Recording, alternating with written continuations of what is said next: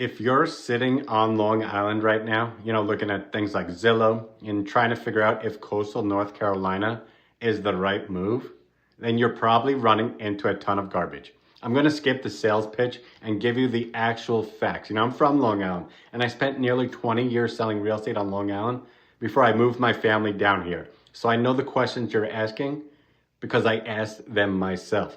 So you aren't just looking for a beach, you're looking to see if the math actually works and if the lifestyle is what you're looking for.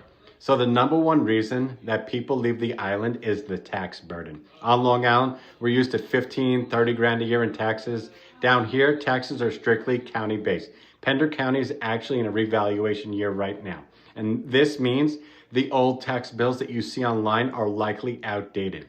Now, currently, the Pender rate is about 73 cents per $100 of value, while New Hanover is around 30 cents. So for a $700,000 home in Hampstead, you're looking at roughly only $5,100 a year.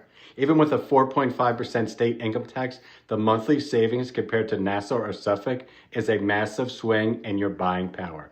We just have to make sure we're calculating based on 2026 assessments, not 2022 data. Now, people, they always ask me where everyone from back home goes.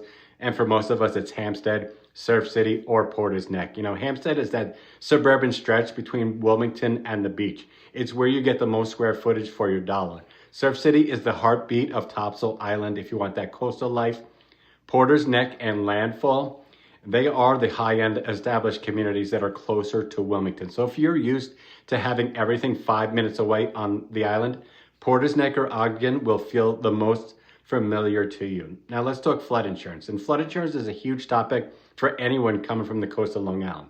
Down here, we use FEMA maps, but it's more specific than you might think. You have zone X, which is low risk, and then you have AE and VE zones. If you're in an AE zone and have a mortgage insurance, it's mandatory.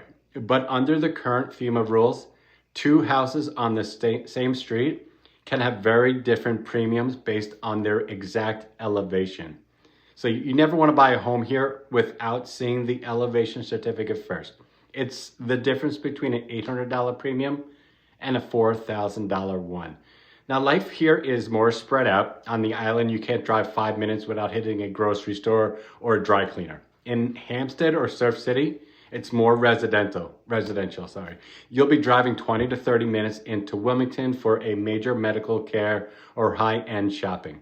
And the big fact for 2026 is that US 17 bypass, the construction is moving along. It's actually a little bit ahead of schedule, and it's going to fundamentally change the traffic patterns into Wilmington over the next 18 months. So if you buy here now, you're buying ahead of that infrastructure completion.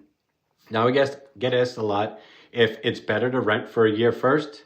In this $700,000 to $2 million price point, inventory is going to be your biggest hurdle. If you wait a year to feel out the area, you're betting that price appreciation stays flat, which hasn't happened in this corridor for years. So if we find a house in a top school district that sits in a low risk zone X, the data usually shows it's better to secure the asset than to spend $40,000 a year on rent while the market moves away from you.